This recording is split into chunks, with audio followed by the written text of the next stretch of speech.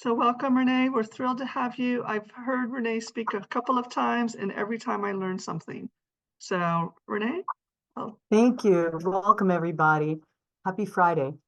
So I just want to give you all a pat on the back for attending this session and learning how to advocate for your child. It's not an easy task to do, and knowledge is definitely power. So the more that you have, the more power that you have. So this picture here is of my now 30-year-old child, totally dependent. My daughter Serena suffered brain damage at birth, and my life took a different turn after that. So I have been advocating for her for 30 years, but along the road, I learned so much, and I was able to take some wonderful courses back in the day, parents as partners in policymaking. I'm a 2002 graduate, and numerous parent member trainings, and we'll get into some of that stuff as well. But along the way, I had also worked for the Early Childhood Direction Center for 19 years, giving workshops. And this is the first workshop that I had created. So I did have to update it because it's been a while. So like the other Renee said, if you have any questions, put it in the chat. And I want to try to power through this PowerPoint so I can leave some time at the end as much as possible so I can answer any questions. And if I don't have the answer, I would want to be able to navigate you to where you might be able to find the answer. So if you want to go to the next slide, Renee, that'd be great. So advocacy, it's the act of arguing, pleading, or speaking on behalf of a particular idea, issue, or a person, or helping someone to speak up for oneself or speaking up for that person. So I'm very happy to show you, this is a very recent picture that my daughter and I spoke at a legislative meeting in Ulster County to get our county to become a Think Differently county, like some of the surrounding counties are of Dutchess and Orange County, and many counties across the state of New York. And that's what we were doing. And it's important to know that when you're advocating, either for yourself or someone else, that you have everything that you want to advocate for, and examples and handouts or whatever, or something written. And I have something there that you can't see on the podium written, because I can't always remember things and I don't want to forget something. So that's an important tip to do that. Next. So who are advocates? I wish I could see all of you. Raise your hand, because you're all advocates, right? So parents, guardians, and in particular foster parents. There you go. Yeah. Court appointed people are advocates, grandparents, other relatives, paid or volunteer professionals, such as I am, as a special education advocate, friends, co-workers, etc. Anyone can be an advocate. And the important part about being an advocate is that you really want to know, if you're advocating for someone, know about that person, know about their background, the situation they're in. It's always important to know the most that you can about that person. So as a special education advocate, I talk to the parents, the guardians, foster parents. I advocate a lot for a lot of foster parents and parents who've adopted, grandparents who've adopted their grandchildren. And there's so much that people don't know, and don't beat yourself up for not knowing what you don't know, because we don't know everything. But knowing where to look is really important. So when I get a phone call and I ask questions about the child that they're concerned about and need advocacy for, I make sure the one thing that I always want to know is, what is that child's strengths? What are their gifts? What are their talents? Because most times people focus on what the child can't do. And I want to know what the child can do, and let's build upon that. Next. Am I able to turn this myself? Do I think I know how to do that? Probably not. I'm sorry. So the types of advocacy, we'll go back to types of advocacy. There's self-advocacy. How many of you, if I can see you, how many of you advocate for yourself? Yeah, every once in a while, right? Peer advocacy. So I'll tell you right now, if you have children, you see that sometimes your children advocate for each other, your peers. So, I'm in that new club now, the 60 Club. So we advocate for each other, what it's like to be 60. Family advocacy, advocating for things within your family. That's important to your family. Staff advocacy, I work at the Resource Center for Accessible Living. It's an independent living center here in Ulster County, and we have quite a number of staff here, and we'd like to be able to advocate for each other as well. Citizen advocacy. Oh, we know what's going on with that across the entire world right now. We don't need to get into that. And independent advocacy, advocating for independent things that are important to you or to other people in your family, at your work, or in your community. Anyone else? So the definition of special needs. So it's funny because when I had my daughter, there was always that, your child has special needs, your child has a disability. And it was important to me to understand what was that definition actually mean. So it means that special needs are the individualized care that a person with a disability, whether it could be a physical, mental, behavioral, emotional, cognitive, they require to ensure their safety, access to public amenities, or the ability to participate in either work, school, or recreational activities. And that's very important to remember. This individual care might include accommodations or modifications or services. And we'll get more into that as the PowerPoint continues. Now, this depends on the environment that the person is in, right? Because there's certain, depending on that person's environment, they need different kinds of special needs. So it could be educational special needs, it could be medical special needs, or it could be recreational special needs. I said I like to do an interactive. If somebody, an example of an educational special need would be what? You want to write it in the chat? What would be an example of an educational special need that a child would need? Yeah, good. A one-on-one aid. We'll talk about that too. What about a medical special need?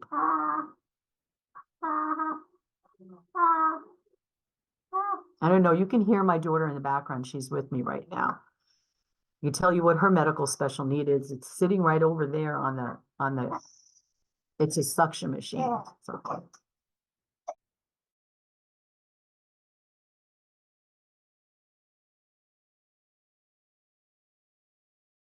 You're right. Insulin, meds, exactly. And then recreational special needs. What are those?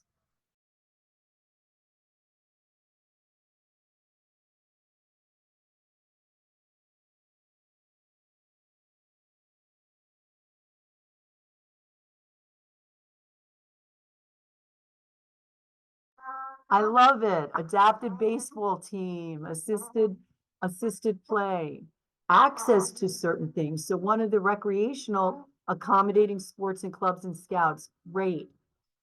You'll see pictures in this PowerPoint that there's a recreational special modification need that my daughter uses is the beach wheelchairs to go on the beach. Thank you. We'll go to the next slide. So then knowing that, what is a disability? So it's a functional limitation that interferes with a person's ability. And when I speak of a person, 0 to forever, that person's ability to move independently, speak, hear, see, and learn. And learning is a really important part of that as well. Next slide. This is one of my favorite quotes by Helen Keller. And if you don't know, Helen Keller was not only blind, but she was also deaf. And she said, I am only one, but I am still one. I cannot do everything, but I can do something. And it's important for all of us to remember to be that change. That if you don't know what something, that find somebody else, but be that person that you can do something. believe it or not, everyone makes a difference in this world. And being able to do something about that is really important. And you sometimes don't even know what you do and how you're helping other people by doing that.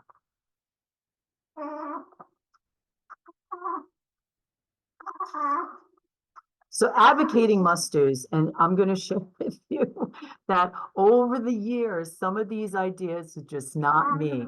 I have 4 children. I don't know if I told you that. My daughter Serena is my oldest. So she was, and I think in some ways that was an advantage because I had some time to take care of her special needs. But there were things that I learned along the way.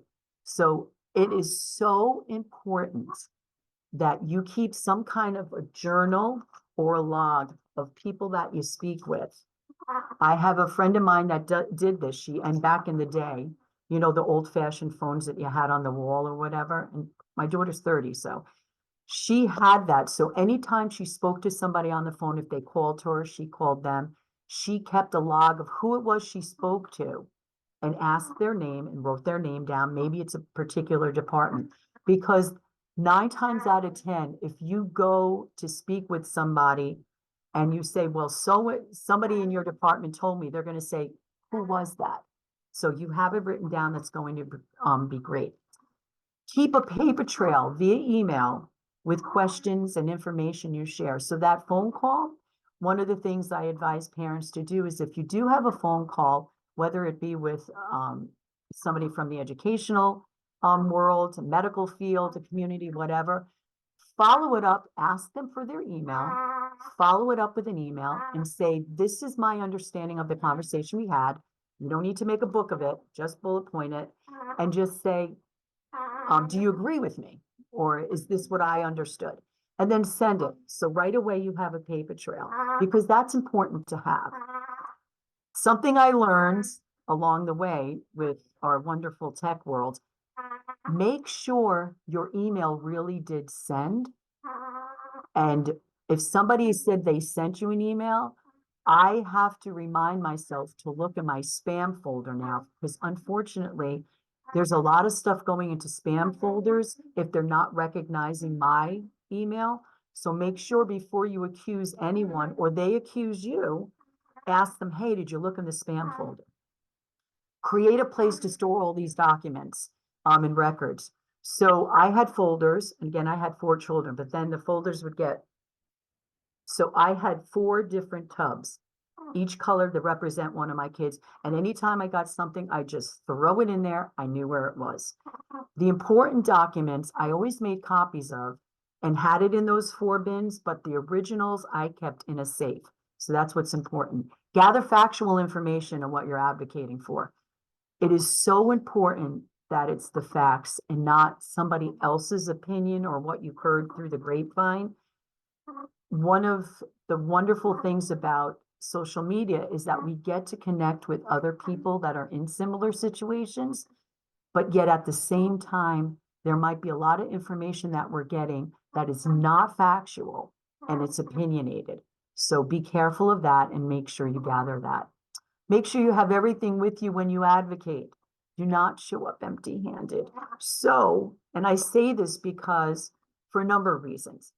There are times that people, your children will get reports, and maybe they're going over a report and somebody doesn't have it, that if you have it right in front of you, it's going to be a good thing. So whether it's virtual, but when you go into a meeting, have some kind of folder about your child that you have there. Same thing if you're going to a doctor, that you have information that you want to be able to share with your child's pediatrician or specialist or somebody like that. Like I said, when you're advocating in the community, also bring stuff too. It's important that you do that. Make sure that if you have any questions for any of the people that you're working with, that you write them down and make sure they answer. Because there are times sometimes that you ask a question, you're in a conversation and you realize, I don't think my question was ever answered. So it's okay to make sure that whatever question you have, that it's answered. Thank you for shaking your head. So there's the 4 areas. And this picture right here, I think you can see this. So this is my girl right here. She was 9 pounds, 22 inches long. She was a big baby and she had lots of hair. That's a bow actually. So that's my ex-husband and I. And we were very fortunate that the NICU nurses were so good about holding all of that, that we could hold her. And that was very important for us. So, you know, we advocated big time in the medical field, obviously, in school, within your family, and within the community.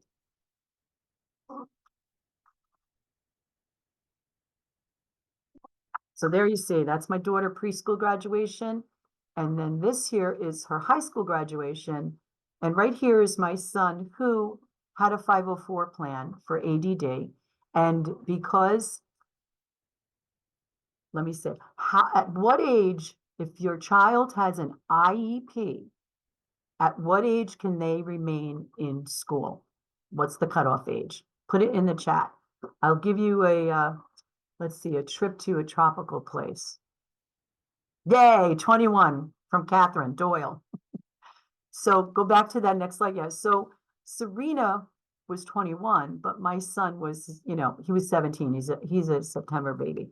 So they winded up graduating together. And even though my daughter went to a segregated school in her later years of high school, the school district, because I asked, I wanted her to be part of that graduation for the school district, her home school district. So they winded up graduating together. Again, never be afraid to ask questions. Can this happen? Because if you don't ask, you have 0% chance of it happening. If you ask, you have a 50% chance. And again, always ask how come. If you're told no, you should ask right away, like any kid does, why? How come? Can you show me where that says that in the school regulations or in the handout? And don't forget, you are your child's first teacher. However, you're not the only teacher. And that's important to remember. So who else can be your child's teacher besides you?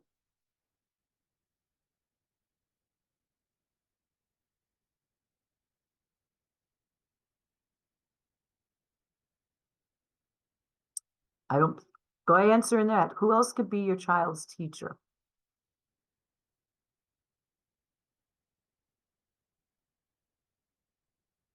Yep, siblings. Oh yeah, coaches, neighbors, yes. You, yes. Anyone else? How about, their friends? Their peers, big time, are their teachers. They're therapists that are in school. Anyone they come in contact can be a teacher, but you're your child's first and you're the most important. So don't forget that. And I don't want you to ever forget that. It's important that you speak to these other people who are also your child's teacher, that you have good communication with them. I tell parents when they call me, I am not an aggressive advocate. I'm an assertive advocate because I know that their relationship and their child's relationship with that school district can go until they're age 21 or 22. Somebody pointed out, depending when the birthday was. So I don't want to mess that up. And believe me, people are human. So they judge people on whether or not you come in with, a gun in your hand and you threaten everybody on the rest, in the school or in the doctor's office or whatever. You don't want to do that. You want to have the facts and you want to be assertive. You know your stuff, you want to share it because you're a child's first teacher and you're with them. So you want to have that relationship with all these people that work with your child.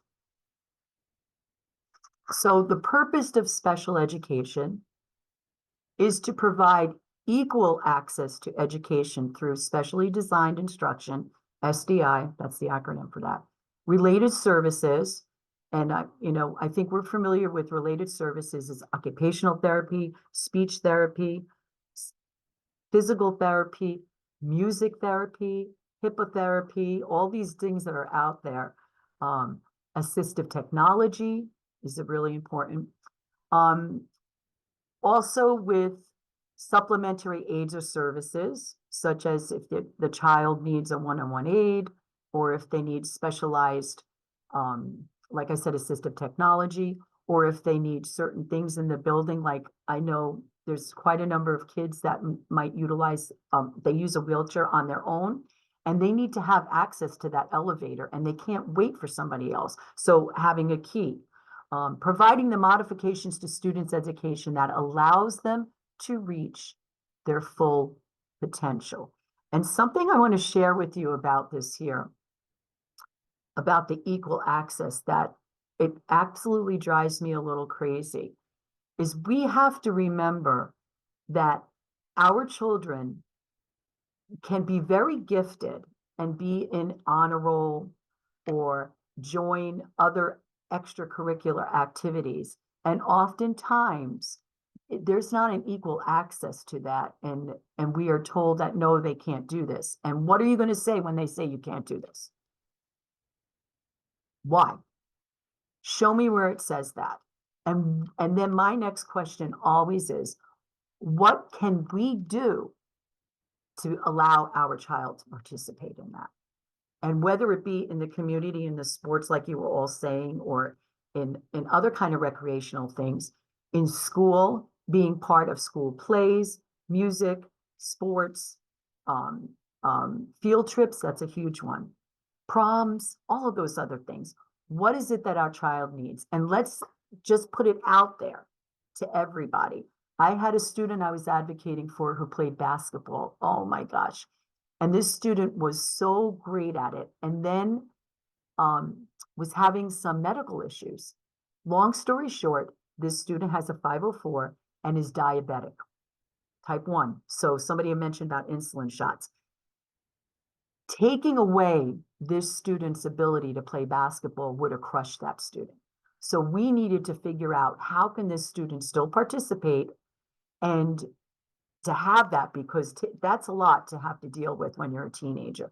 So we were able to make sure, and we put it out to the entire school district, that he needs a nurse to be with him at all the practices as well as at the games, and not rely on the parents to do that. And it worked out. So again, you have to ask, and you have to think outside that box.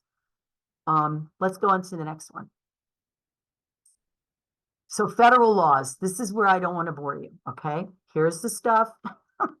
You can look it up, but you do need to know why your child has a right to certain things, or any other person. So the IDEA, the Individuals with Disabilities Act, that's been revised a gabillion times, but it does entitle children covered by Part B, which is students from 3 to 21, to be educated in the least restrictive environment and get a free, appropriate public education. And the word appropriate doesn't mean, how do I say this so it makes sense? So if your student is succeeding in school with utilizing, let's just say it's a community college kind of education, and you want your child to have the Harvard, no, that's not it. Your child's doing well at that kind of level of education. So you can't ask for, you're driving, instead of driving a Rolls Royce, you're driving a Ford. So if it's working, it's working. But if it's not working, you have a right to ask for more. The Americans with Disabilities Act of 1998 protects people with disabilities from discrimination at work, school, or community living. And I get a lot of telephone calls from people asking about that, because there's a lot of that happens. And again, all you have to do is have those conversations to figure out, how can we work this out? The Every Student Succeed Act, I remember it used to be the No Child Left Behind Act. And everybody was saying, yeah, it was more like the Every Child's Left Behind Act. So flip it to a positive. We don't want to leave children behind. We want them to succeed. So that's what the great thing about the SSA is, that it has higher standards for the quality of instruction, student achievement, and school accountability. and transparency. And I think those are the important things that we all know as advocates and parents and guardians, that sometimes it wasn't transparent, and we don't know what we don't know. So if you don't tell us and we're trusting you, that's not being transparent. So we want to know, because children are entitled to attend a school that meets state and federal standards for student achievement. And I want to speak to that right now, because we're at a time in the educational world, unfortunately, where there are not enough providers to provide services to our kids. And I get calls so many times about a student who is required to have this particular therapy 3 times a week, and they're not getting it. They're getting it 2 times. Or they're supposed to get counseling, and they're not getting it at all. And come to find out, there's no social worker at the school anymore because they left, or they were whether it be a medical leave, or they found another job, or whatever. But there's just not people filling in. So again, that transparency, if your student's supposed to get that and you don't know, and if you have a child like I did, who's not able to tell me, then what are you supposed to do? So that is why it's really important to always, and I put the onus on school districts chairs to make sure that when they come up with an IEP, they ask whatever program or school, are you able to do this here? Do you have the staffing? And always double and make sure they're checking in, because you would think the school would call you or the chairperson and say, you know what, this person went on maternity leave. We have to let you know that. It doesn't always happen, but most times it does, but sometimes it doesn't. And you can't get blood from a stone. So if there's nobody they can do it with, thinking outside the box to provide your child with those services. So there are other related service providers that are kind of picking up, so your child can get those services. And the other federal law is the Family Educational Rights and Privacy Act. So when you want to get your child's records, and it is important, and unfortunately, I feel for a lot of foster parents and people who have adopted kids that are not their family to begin with, that you're not entitled to so much. And and you have to have like a blank slate. So whatever time you can get records from the school, you have a right to get them. The next page. So in New York State, each state in the country has to meet the federal laws. And this is how we do it, the regulations, the Part 200 regulations in the New York State Educational Law, but we go above and beyond that, which is a good thing. So there's some really good things about living in New York State that I have to commend our state for doing. However, I think we are so behind in making sure that they micromanage a lot of stuff that they should be doing. And one of the things is updating their website. Sorry, I had to say that. Updating the website to include most recent information and not making it so difficult for parents to get around it, or even myself as an advocate. So you really want to make sure that you have this, the Part 200 procedures for implementing IDEA, and Article 89 is parts 201 is the procedural safeguards. That's your rights. So I remember anytime that I would go into a meeting, whether it was for my own kids or when I was advocating, I used to carry with me, and they're up here behind me in a font. I used to take the Part 200 regulations in with me and put it down on the table. And that just was letting people know that I kind of had some knowledge and power. Do you think I read everything in it? No, but I had a tab to things that were important that related to my child or the child that I was advocating for. So we're going to switch to the next thing. Evaluations. Oh, so there's handouts that you're all going to get that talk about all these evaluations. And there's a child find that any child that's suspected of having a disability should have an evaluation. A full educational opportunity, free appropriate public education, and timetables for accomplishing that. Higher expectations for achievement and highly qualified teachers. I just shared with you how, unfortunately, I feel like we don't have a lot of these highly qualified people because people are retiring and there's not enough people coming in and filling in. So it's your right to ask what the person's credentials are. So for me, I do this all the time. If there was a teacher or a therapist that was working with any of my children, I would say, you know, what are your credentials? How much experience do you have? And then in the medical field, and for me, it's an obvious thing because what happened to my daughter should have never happened. And so you don't get a second chance. So I will ask, you know, how much experience have you had? I will not allow interns to do anything with my child because of some past experiences we had. So again, that's my right, but I can ask those questions. They can observe. I have interns all the time, come observe and all that, but no. Access to same age peers and age appropriate activities in their least restrictive environment. And we'll talk more about LRE. The importance of parent participation. The squeaky wheel. I cannot stress this enough. The squeaky wheel will get the grease. But when I say a squeaky wheel, I don't mean an annoying squeaky wheel. Do you get the difference? Because there are people that are just way too squeaky. You don't want to be too squeaky. Every once in a while, you need to do that because you do get more with sugar than you do with salt. But your salt is that Part 200 regulations, your rights, and all the facts that you know. IDEA also makes it responsible for local and state accountability for service quality. So the quality of the service that your child's getting. A yearly IEP review. So every year, and if you look at your child's IEP, it says, you know, anticipated date of annual review. It's usually a year from the date.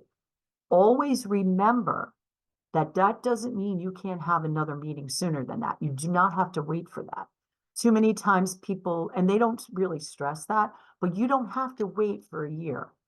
So I often tell parents, right now, this time of year, everybody's having their annual reviews and they're planning for next year. I like to have put on that IEP, especially for students that are transitioning from one kind of school to another. So if they're coming from elementary school to middle school to high school, that at a 6 to 8 weeks that they have a program review, put it in the IEP, that they have a program review because this is a new environment for that student and there's new teachers and a new team that you just want to have a program review and you got to give it a little bit of time for the honeymoon to set in and let everybody's services kick in and all that.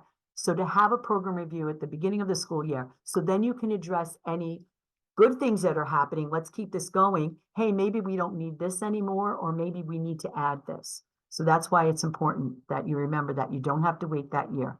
And then the procedural safeguards, your rights. You have rights. And usually it's a law that every school district, anytime they send you a notification of the meeting, they're going to send you the procedural safeguards. I have like 100 of them. I'm not exaggerating from my kids being that. The next page. So early intervention is important. So why should your child get evaluated and see if they have a disability so they can get services?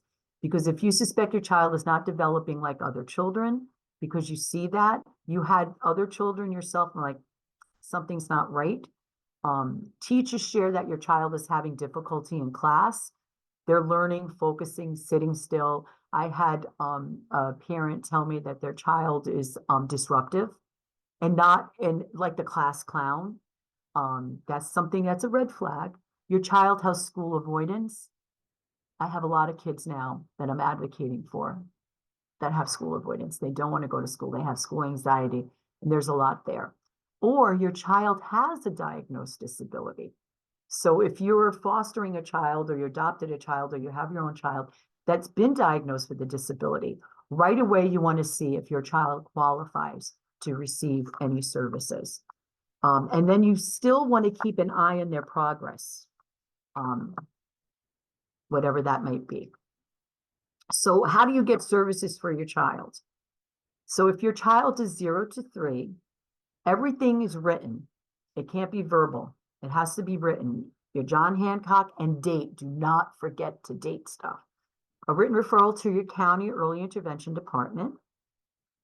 And then if the child is 3 to 5 years old, it's a written referral to the Committee on Preschool Special Education in the school district you reside in.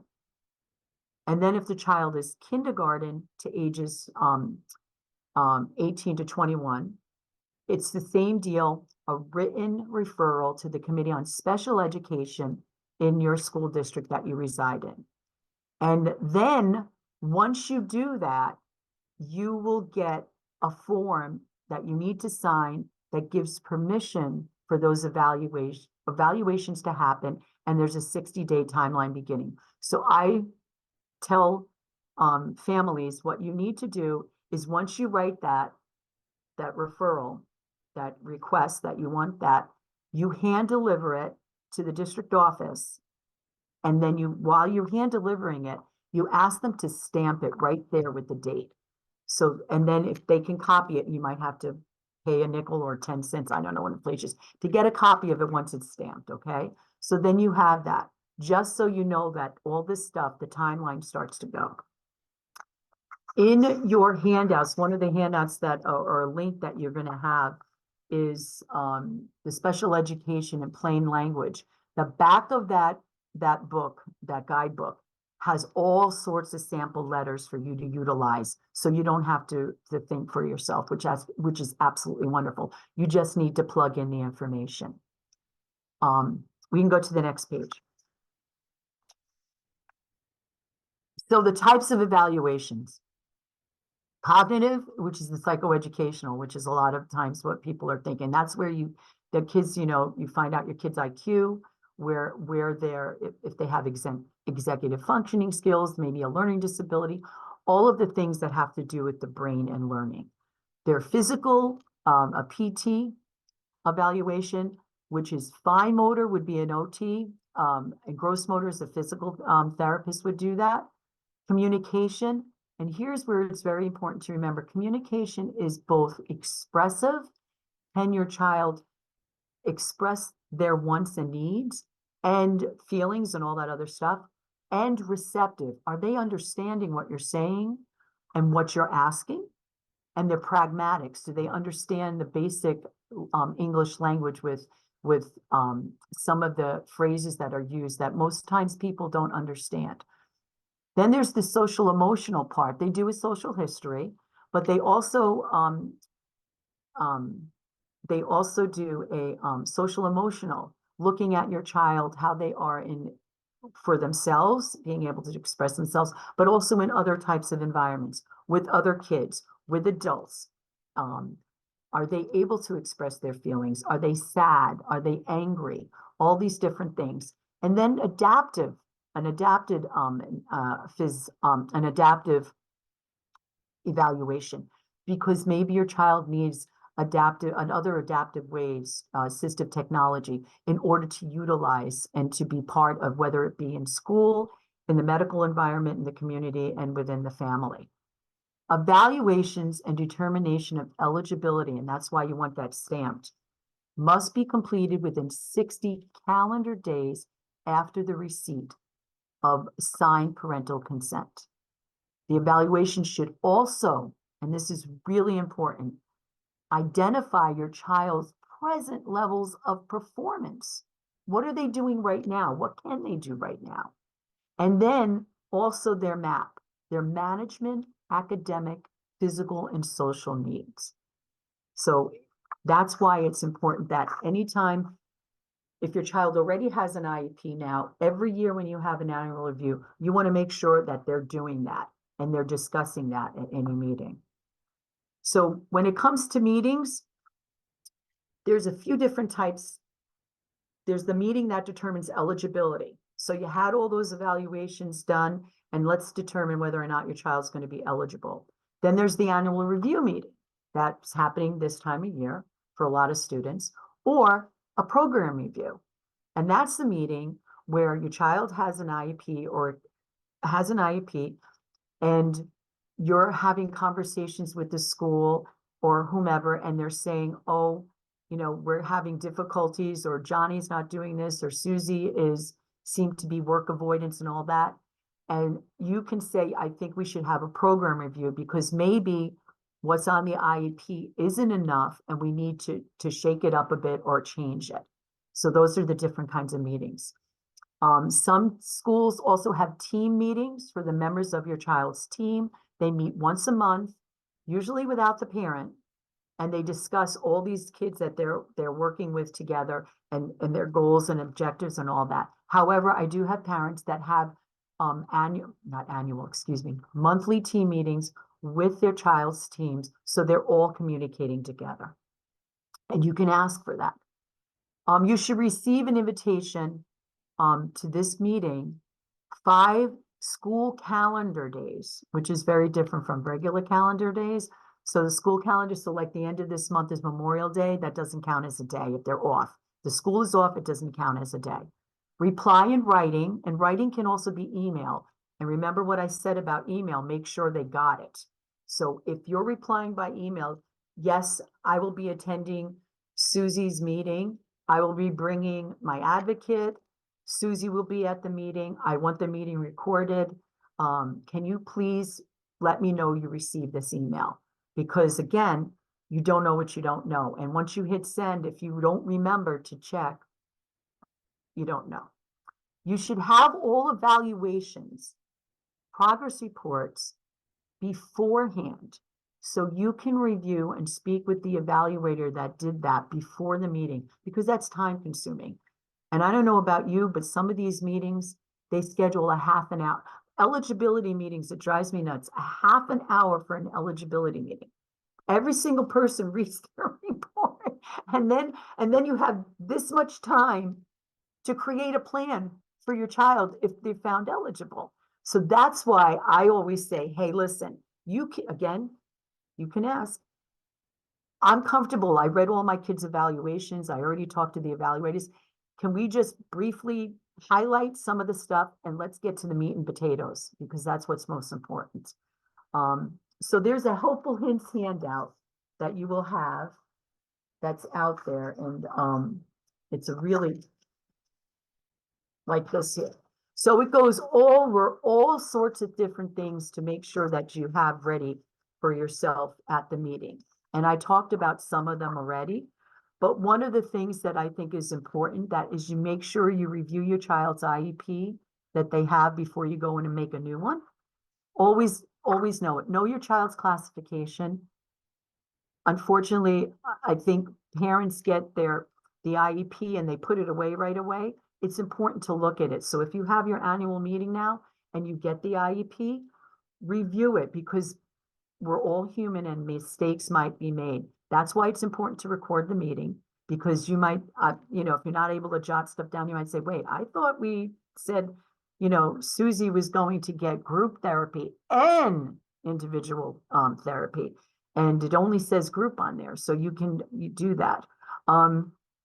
Also, to make sure the IEP has any inappropriate or unnecessary information that's on there that doesn't need to be on there, and to make sure things are put on there. So one of my biggest things that I want put on are this special alert section. So a lot of students might be classified with other health impaired or learning disability, and that's such a broad term. So if I was looking at that, I would be like, well, what kind of other health impaired? And that's why you put it, and you ask to have it put in the special alerts that your child might have ADHD, or they have something else. That's the special alerts will do that. A learning disability, you could add specific learning disability. Your child has dyslexia, or they have dyscalculia. So all of that could be in the special alerts, especially if your child also has health issues that are on there. To list the special health issues is really important. I'm not going to review all of these other things here, but what I do want to say, number 14 says, choose your battles and determine what issues you're willing to compromise. And I've been saying that there's not a lot there might be not a lot of related service providers out there to help you give services to your child right now. But you, like for me, my daughter does not speak. So speech therapy wasn't as important to me as physical therapy and occupational therapy. So I was willing to say, hey, let's go down in that number, give it to kids that really need it. But I need to make sure that my daughter is getting 45 minutes of physical therapy, because it takes 15 minutes just to get her acclimated to do all that stuff. So again, the compromising. And to remember, this is so important. You are an equal member of that committee. So trust your judgment. So that's that one. The next thing is that you are an expert on your child, but maybe you're not an expert on your child because you're a foster parent. And like I had said before, you don't know about that. So if you're at the meeting, I'm sorry, I skipped a slide. If it's an in-person, yeah, you go. If it's an in-person meeting, sit where you feel comfortable. So if I don't attend in-person meetings anymore, they're virtual, and because of time frame. So what you can do is sit next to whomever you want to sit next to. I always, as an advocate, I always have one of these available, tissue boxes. I like to sit next to the parent. If it's virtual, make sure you're somewhere where there's, little distraction and all that other. If minimal noise background, I think you can hear my daughter. I apologize from that, but I can't mute myself. Make sure the people that are supposed to be there are there. And so I'm not going to lie to you, being able to text, hey, where are you? And chairpersons are texting teachers and therapists or whatever. If recording the meeting, make sure it's recorded. So I put that onus on parents too. Like, you have to help me because I might not remember either. And like I said, make sure that your child's IEPs in front of you, any evaluations, progress notes, report cards are right there. So now we can talk about the next one. So you are an expert, but you might not be because you don't know all the background on your child, but gather whatever information you can. But what you can share is what you noticed your child's abilities and limitations are. What you see their educational needs are from working with them at home. What progress you've seen. So if they're in early intervention or preschool special education, to share that with everyone. And then most importantly too are your concerns. And that's and make sure that you list them. Because if you don't list them, you might not remember.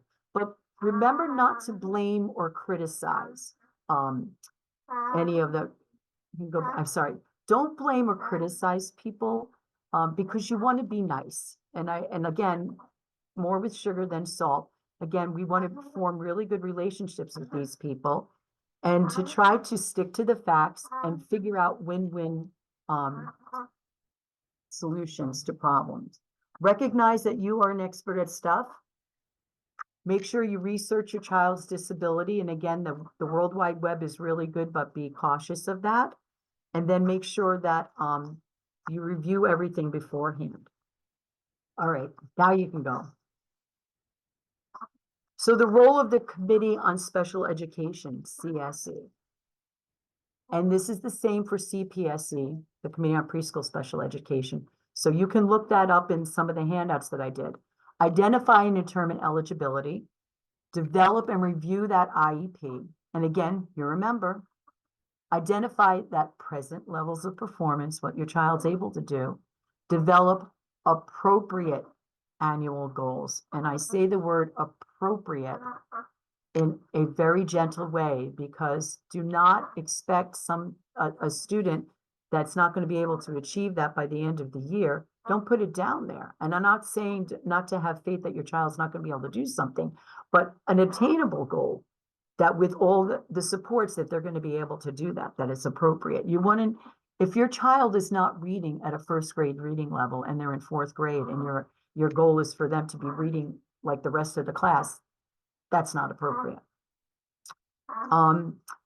Determine the level of participation with non-disabled peers in the least restrictive environment that you can use. If it needs, you might need modifications or accommodations to have that happen. So there are kids that are in schools with typical developing peers, a gen ed population, that they do things together. Usually it's the specials, am I right? It's music, art, library, maybe phys ed, recess, lunch, all of those places. So what is your child going to need in order to be able to be supported to participate with other children? So that's really important that that's on there.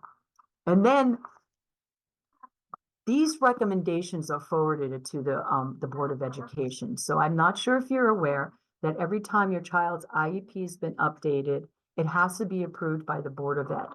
So your child actually has a number assigned to their IEP, and it's pretty much a blanket approval of IEPs for that from the past 2 weeks or the past month, depending on when your Board of Ed meets.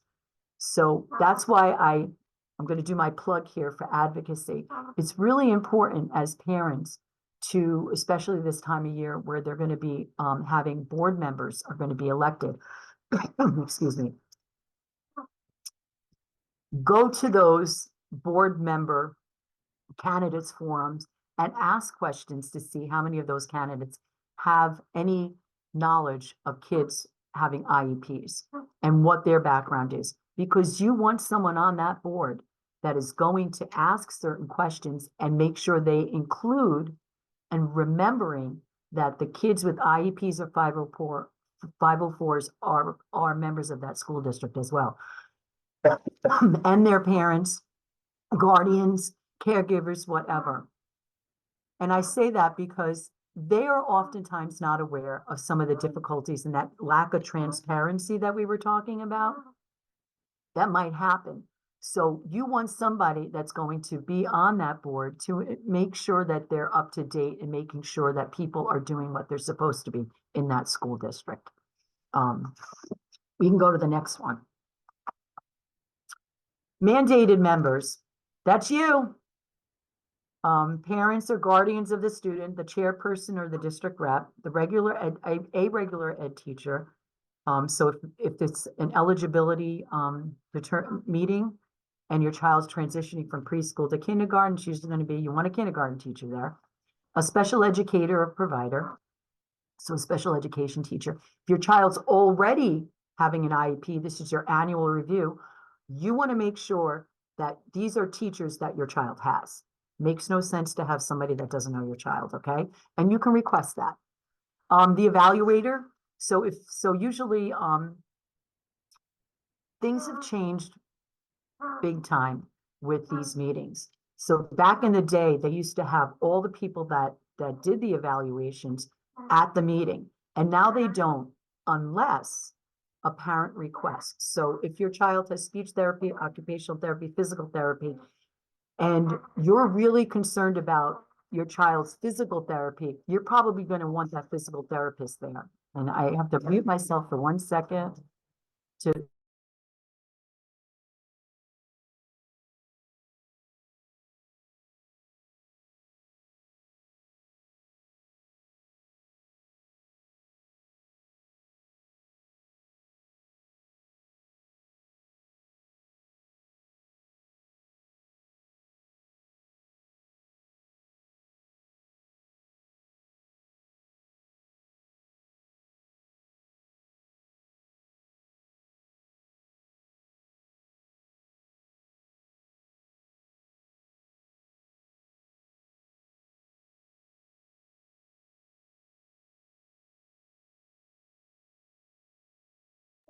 Sorry about that.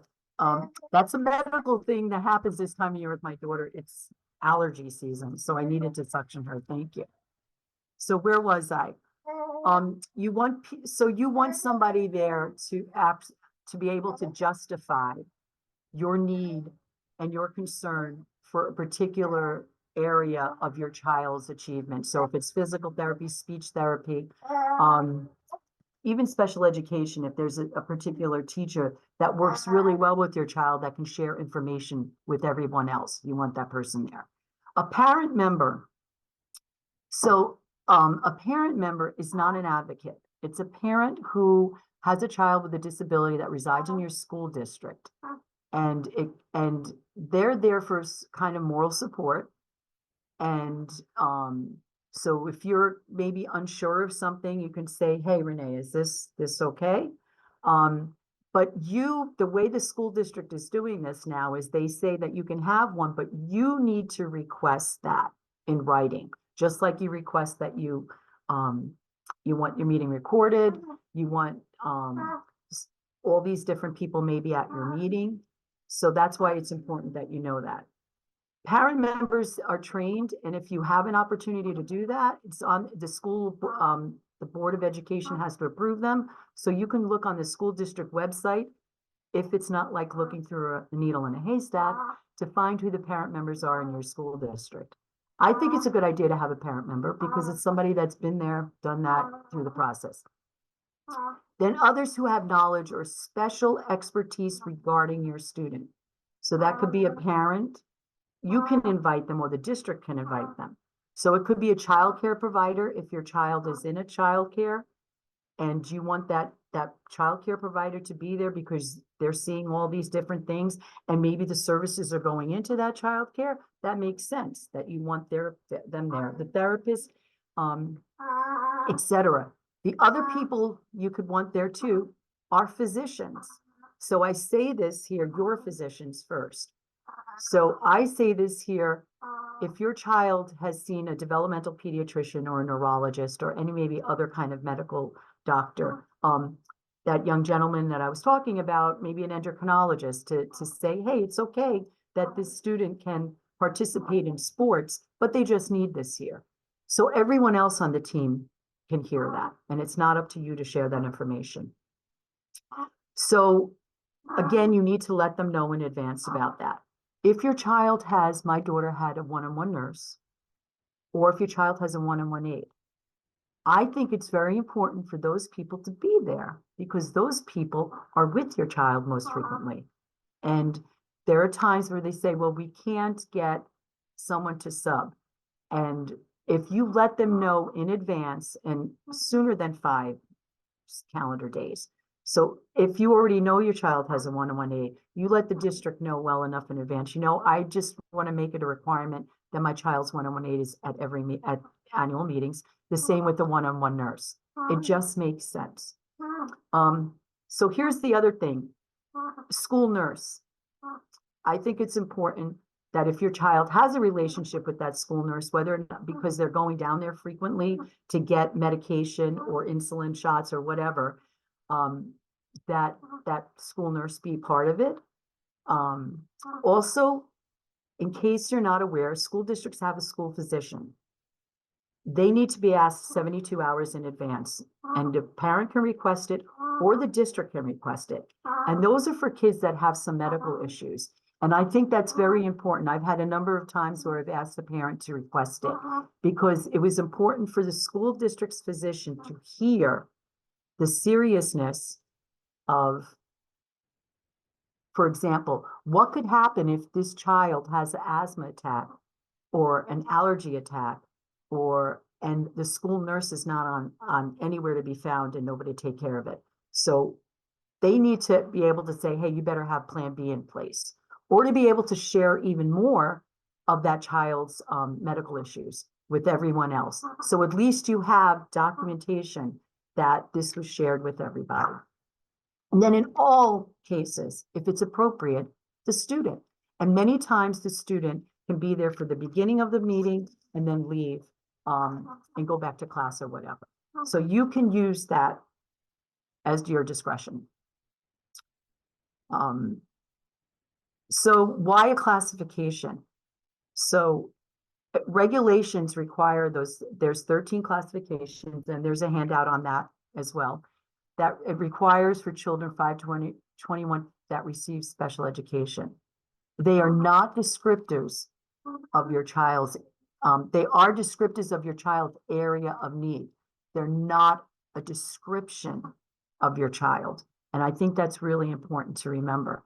They do not determine what services your child gets or what program your child gets. The IEP team, the CSE team, they determine that. So I think that's really important to remember that. So you can look at Part 200 regulations for that, and one of the handouts I gave you gave the definitions of all the 13 classifications. And the next page is the 13 classifications. And over the years, a few of them have changed, and I'm very happy about that. So all of these are school age classifications for your child that you can look up on that handout that's there. So the next page is talking about what kind of, it's the continuum of least restrictive environment. So first your child will get placed with a gen ed classroom, and in that classroom, a consultant teacher could come in, which would be a special ed teacher can come in either directly or indirectly. So come in directly and work with your child, or indirectly talk with the teacher. Your child can go to resource room and related services. They still have all of those in a typical gen ed classroom. Then they could be going, and I'm looking to the yellow next, to integrated co-teach. So you have a special ed teacher, and then you have a gen ed teacher in the classroom. Can you go back one? Sorry. And then you still get all those related services as well. And a lot of students do well in a co-taught class because they have an IEP, they need that support. Or there could be a special class in that school, which is self-contained. So all the kids in the classroom have an IEP. And there's different ratios: 6 kids, 1 teacher, 1 assistant or aide, 8 kids, 1 teacher. That's what those ratio numbers are. And the asterisks always mean they also get related services. Or your child can go, and I'm looking at the blue, to a New York State approved private school segregated settings, like BOCES, School for the Deaf, some of those places in your area. And that's when that private school takes on the role of doing all the stuff that's listed on the IEP and providing those services for your child. But then your child might not do well there. They might need home or hospital instruction based on, I have a number of students, because of their anxiety, that are on home instruction right now. And they can still get those other related services. And then the most restrictive would be New York State residential in-state schools. And if New York State doesn't have them, and I've had 2 students that have had to go out of state because we didn't have it here, it would be out of state. So those are some of the things that you can look into and think about. The next page. So your child's IEP has all these components. Like we talked about, the present levels of performance, a disability classification, measurable annual goals, and those things that you need to look at too throughout the year. And with the progress reports, if they're not meeting them or getting near meeting them, they need to be revisited by the people that wrote them. And you could just ask them, you know, Johnny's been working on this for 4 years and should never be 4 years, but you need to keep up with that. Special education program services, how often, the frequency, how long, the location, where is it going to be, and the ratio, how many kids. So if it's group services, it's important for you to ask how many kids are in that group. Like, what's the minimal, what's the maximum? Testing accommodations that are going to be on there, any modifications that are going to be on there. How is your child going to participate in state and district-wide assessments? Keep going, because there's more. An explanation of non-participation in general and or physical ed classes. So some kids take adapted phys ed because the gen ed class is too much. Description of how progress will be measured, who's going to do it, how the child's going to be transported, transition services if your child's transitioning. And I gave another handout about transition tips, because kids are transition timeline. By at least age 15, what's going to happen? Is your child eligible for extended school year services? That's 12-month program, they usually call that. Projected date of annual review, and then placement. Where is that child going to go? Next page. So extended school year or summer services, it's not summer school, it's summer services, is only if a child has substantial regression. And what they look for is they need a justification a letter of justification that justifies why your student needs to attend extended school year and get programs during the summer. And if your child doesn't get it, anything through the summer, goes to school in September, and it takes about 8 weeks for them to catch up where they were at the end of June, that's substantial regression. So the way that school districts write and therapists and teachers write a regression statement is usually if a child's been on a vacation, the school district's been on a vacation, or a child's been sick and out for a length of time. That's why it's so important that they keep documentation that it took Johnny 3 weeks to catch up, or 2 weeks, or this or that. So that regression statement is really important. You don't have to send your child to any of these programs. Did I put private school placement on there? Is that, maybe not. Next one, maybe? Oh, maybe not. Maybe I didn't do it. So and it's not on here. I apologize. I thought I have it. If you wanted to send your child to private school, you can. We'll talk about that. But if your child's not found eligible for an IEP, they may receive educationally related support services. That's building level supports that all kids are entitled to in the school. Or if your child is eligible, can be referred to the school building administrator, it's usually the principal, to create a 504 plan. That is not the responsibility of the Committee on Special Education, so it's a whole different thing. So we'll go flip to the next thing. The building level supports are the same thing: speech and language services, occupational therapy, physical therapy, counseling with the social worker, and academic intervention services, which is usually, it's called AIS, and it's usually the tier levels of your child when it comes to reading and math, that they're taking your child and they're giving additional reading and additional math. So those are those building level supports. So just to remember that all children have those learning differences, and those supports are built in for all kids. So if your child's not eligible and you want to go the route of the 504, the Rehabilitation Act of 1973 is a consideration for children that are not eligible for IDEA.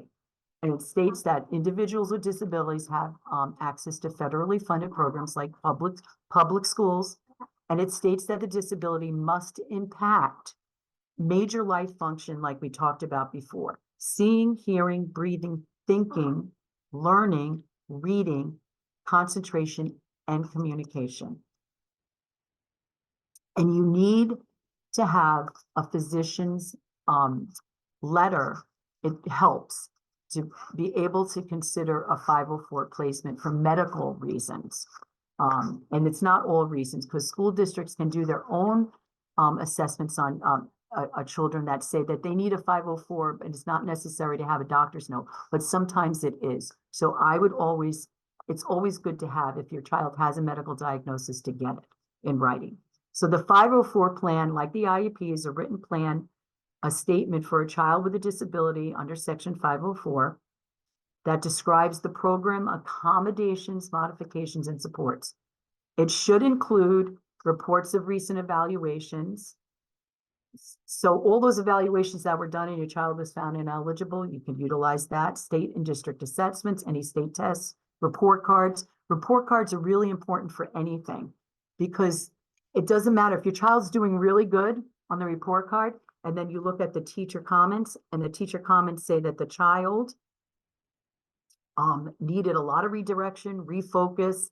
Johnny does really well when somebody's working one-on-one with him. That's a red flag that your child needs more supports than what's typical. Determination of physical, mental, emotional impairments that limits a major life activity.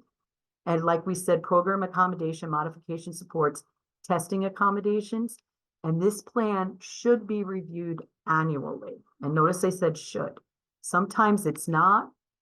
Again, that transparency, but as you're all going to be great advocates and say, we need to review this. And again, throughout the year, if you need it to be reviewed sooner, you can review it sooner, which is important. I'm not going to go over this too much because I want to move on. I'm sorry. But the differences between a 504 and the IEP you can read all of this, but I'm going to tell you right now that they're both, the IEP is a legal document, and school districts are going to need to make sure they follow that first. Now, all the kids that are getting services, they need to get their IEP kids first. The 504 accommodations, they should get that, but oftentimes if they're strung out, they don't have enough. It's not something that is monitored as frequently, and it's a building level program. It's not overseen by the Committee on Special Education. So what you're going to do when you figure all of this out and you have choices to make is that next slide, thank you, sorry. Visit and research the services and programs your school district has to offer. I'm going to tell you right now, do not ever send your child somewhere that you've not physically visited. End of discussion. Network with other parents, and again, be mindful of opinions as facts. Research what your district and neighboring districts have done in the past, and ask if there are alternative options for your child. Again, always ask questions.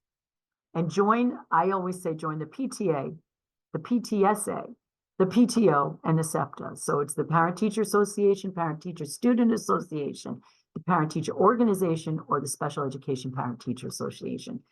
If you're able to get out there and to be a part of that.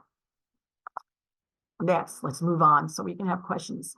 So this is just one of my favorite quotes from Roosevelt. One thing is sure, we have to do something. We have to do what's best at that moment. If it doesn't turn out right, you can modify it as we go along. Don't forget that. The IEP, the 504 can be modified. Don't wait for a year.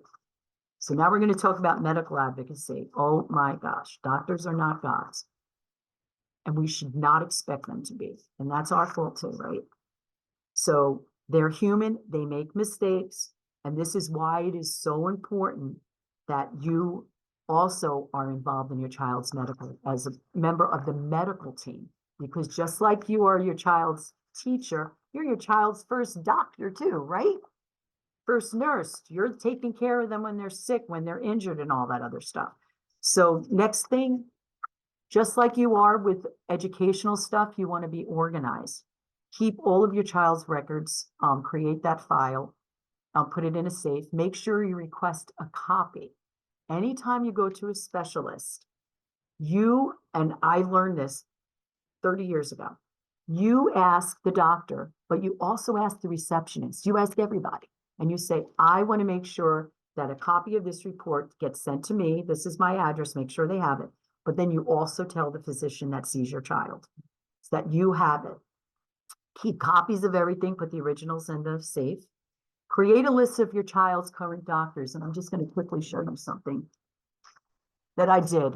And again, it's a really good thing to do, but it's a sad thing to do. But I have this thing, it's laminated, that I keep in the back of my daughter's wheelchair. God forbid there's an accident. She can't talk. And if I'm injured, I can't talk. So it says she's totally disabled. It gives her all the contact information and emergency doctors, her nickname, medication she's on. I got to tell you, I should have done it sooner, but it's never too late. And then next page. The communication. Oh my gosh.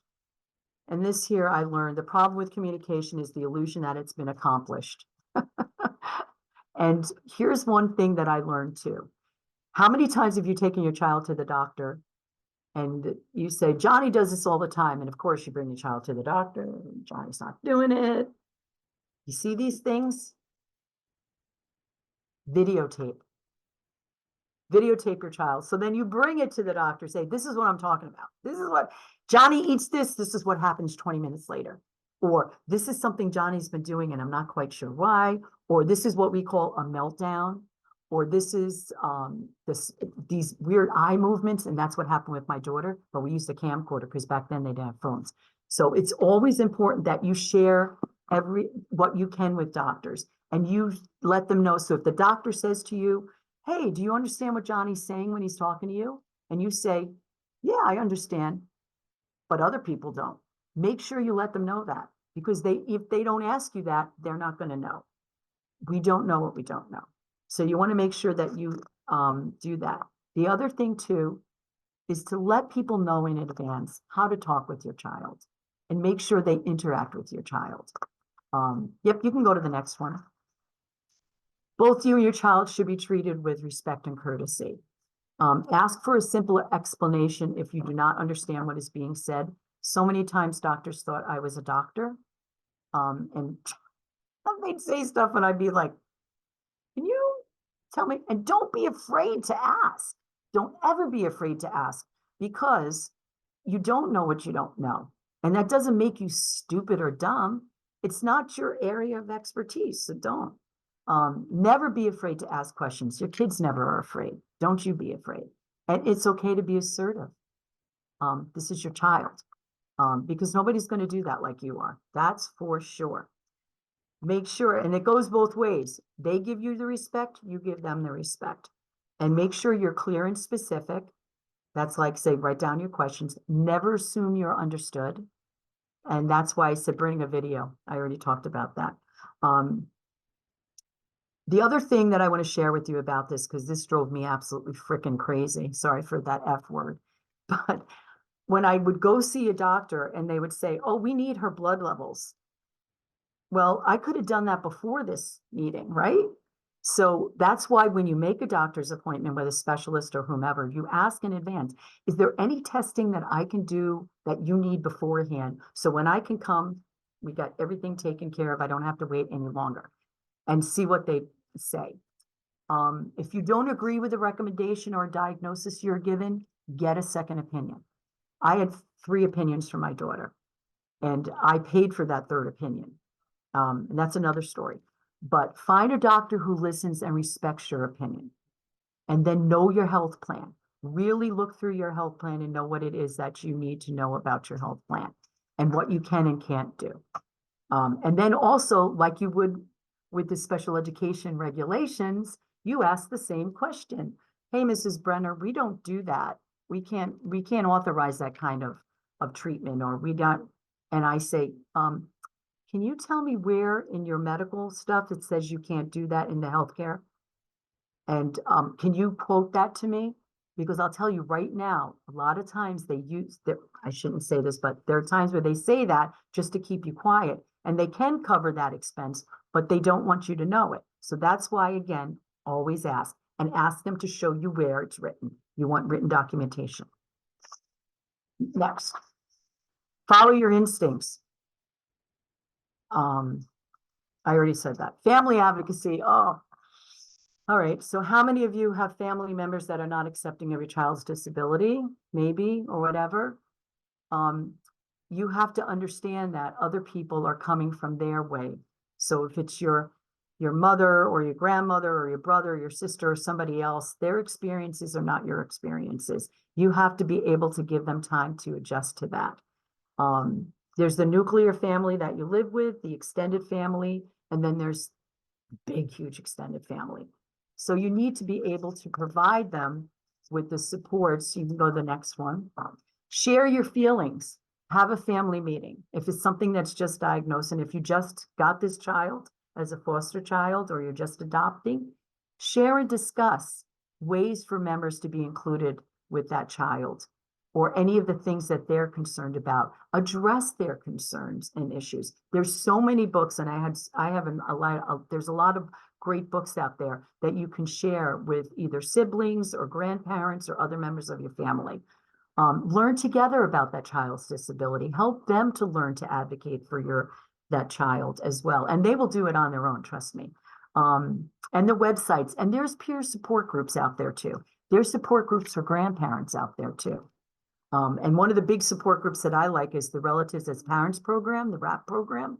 That's an amazing program for a lot of you. That's good. So the next thing is ask for what you need. So many times people, be honest. Childcare, respite, money, I need money. I had to ask my brother for money years ago, and I paid him back, but I had to ask him. to run errands or to, you know, remember, you cannot control your family's acceptance. You can only control yours, but you can be honest. And if they want to accept, they can. If they don't want to, that's not your problem, right? But it's important that you might need to share with them how to be included and to give them time to be able to do that. And the last one is community advocacy. Oh my gosh. So the left-hand picture, we were raising money for a playground that was the first in New York State to be accessible at an elementary school. That's a long time ago, 24 years ago, I think. And the most recent one is my daughter and I ran and walked a half marathon for a group called Sparrow's Nest that raised money for cancer. And it's important to get out there and people to see that it's okay and to how to include all sorts of people and people to think differently and to do that. You want to educate the community. People don't mean to be insensitive.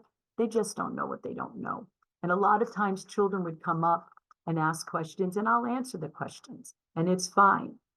Don't isolate yourself. You can switch. Don't isolate yourself. Be visible and involved. I carry brochures or business cards about your child's disability because sometimes people, again, don't know what they don't know.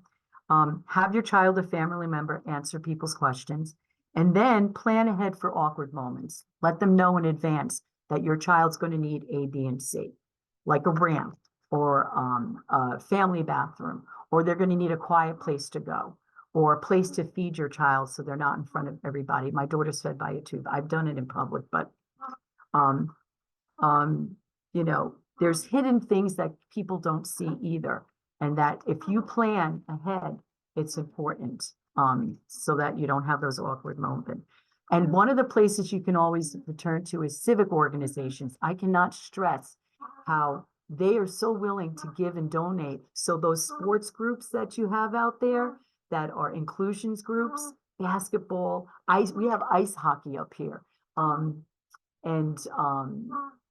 Dancing, art, ask civic organizations, lawyers, all these people that are willing to donate money and give money to support, including people who are differently abled. So that's important to do. So let's have questions. I'm sorry. Do we have questions in the chats?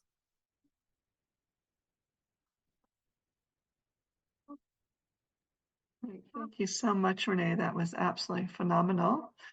So actually what I'm going to ask, if people want to unmic and ask Renee questions while you're doing that, I'm going to grab some information that Renee has provided to us and put it in the chat box for you. Lots of links to wonderful resources. And know that all the handouts that Renee spoke about are now available and will be provided to you through the AFFCNY network. What is going on? Community. Just give So it to him, feel please. free to unmic while Jonathan, I go find some information. while you're pretending that you're a book bag head. That's the reason why we don't want to do that, maybe. I don't know.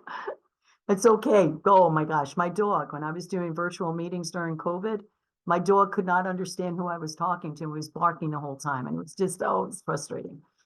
It happens. We're human. Oh, superheroes. Who's Wayne? No, you know what?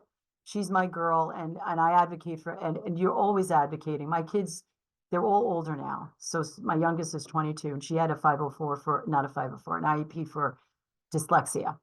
But my second oldest daughter works in Disney and, which is fabulous. And she works a lot with, kids and people with disabilities down there too. They always go to her. She's like the go-to person at Epcot, customer relations. Come on, you have to have some questions. One of the things I didn't talk about, I'm going to share with you, because I get this a lot, is a functional behavioral assessment. It's one of the handouts. So if your child's behavior is impeding their ability to learn or the ability of other kids in the classroom, you request a functional behavioral assessment by a behaviorist that's licensed. And the reason I say that is because then they come up with a behavior intervention plan. But I get calls all the time, you know, Johnny's disruptive, and it's either class clown or they're violent or something like that. They have to do something and they're not always willing to do something. This parent said that they don't have anybody in the school to do it. And in a nice way, well, that's not my problem, but that's not what you say. In a nice way, you say, but you can contract out for that. Because that's the truth. And they usually do. So I know where I am, BOCES has behaviorists that come out. Did you know, I learned this year, how many years have I been doing this year?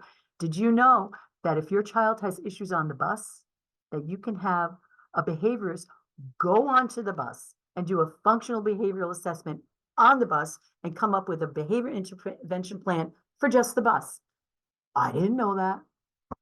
Did you know bus drivers can be trained and bus monitors too? They can get trainings too. If they need to have specific training and you can ask the school district and say, I want these bus monitors and aides and bus driver to get some kind of workshop or training on this. And one of the schools that a student goes to, that school was doing the training for those bus drivers because they were the experts on kids with autism. So it was fabulous. So that's something. Fundraiser, look at that. Anybody else have questions? Come on. Anna, I'm gonna Felix, Janet. Who's got the questions? Renee, thank you so much. Oh, I'm sorry. Go ahead, Felix. No, just one thing. Being a parent advocate for a while, in my district and the neighboring districts, I've seen a lot of different scenarios.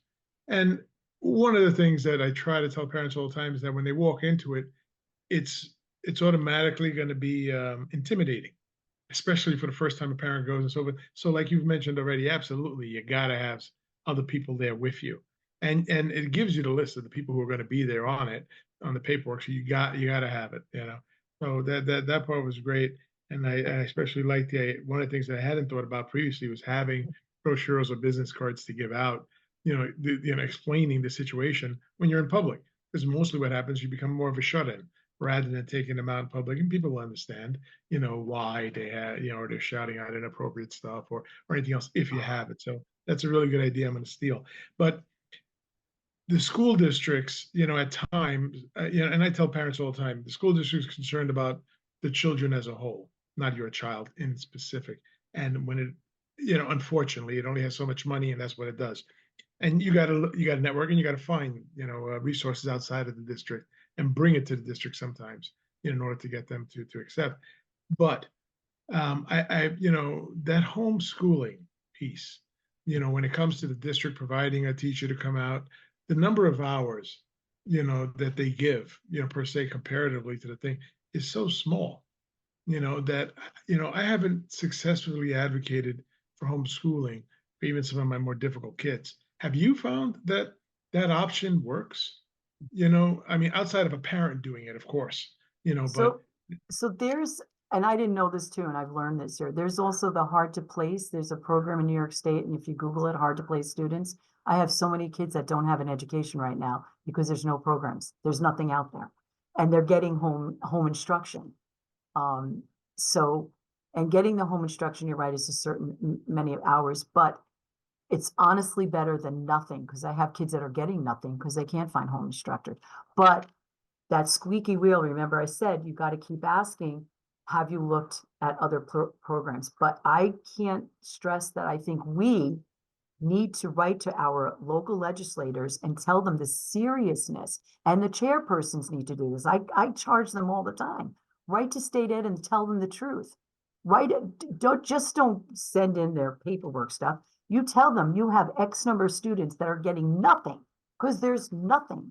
And you have the paper trail. School districts have the paper trail of all the programs they send packets out to, and the kids have not, and they don't have, they're denied. It's sad. They should be building more places. There's so many places out here that are empty, but they can't get people. But if the state would give the districts the money they're supposed to give them for all these years, I don't think we'd have that problem. Absolutely. Thank you so very much. You're welcome. Thank you for what you do. Renee, thank you so much for what you do here in the Hudson Valley. We actually just sent one of our Ulster County families to you this week. So we really appreciate everything you do for us. I think I have a returned phone call to you. Am I right?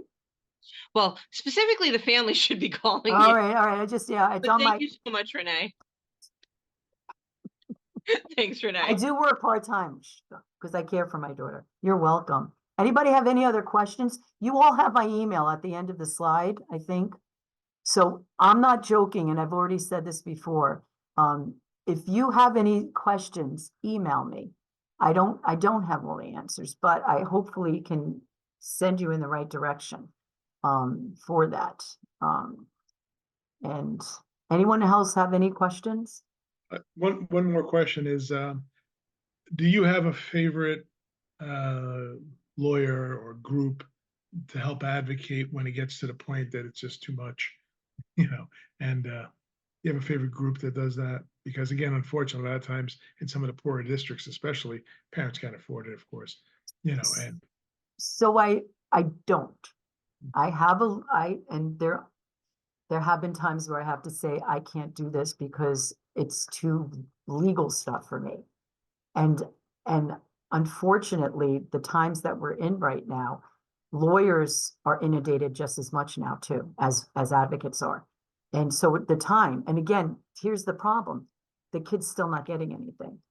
And lawyers have to do the same thing as an advocate does. We get all the I don't get all the records, but I get records, and I try, and they, so, and that the pro bono thing too. So I don't charge as an advocate, but there are advocates that charge, and they can do more work than I can because I can't micromanage as much as I wish I could.